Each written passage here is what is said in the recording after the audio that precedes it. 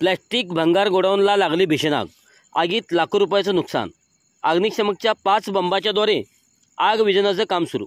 Miraj MIDC हद्दीतील Aman plastic या प्लॅस्टिकच्या भंगार गोडाऊनला आज भीषण आग लागली. आग भयंकर मोठी असल्यामुळे या गोडाऊनमधील लाखो रुपयाचे प्लास्टिक जळून खाक झाले. अग्निशमन विभागाच्या 5 ते 6 बंबाच्या साहाय्याने आग विझवण्याचे काम सुरू आहे. आग विझवण्याचे शर्थीचे प्रयत्न सुरू आहेत. आग मोठी असल्यामुळे आगीची आणि धुराची लोण मोठ्या प्रमाणात पसरले आहेत. दरम्यान आग बघण्यासाठी नागरिकांनी या परिसरात मोठी गर्दी केली आहे. बचाव कार्याचा अडथळा येऊ नये यासाठी पोलीस घटनास्थळी दाखल झाले असून लोकांना या ठिकाणाहून बाजूला काढले जात आहे. सुदैवाने या आगीमध्ये कोणतीही जीवितहानी झाली नाही.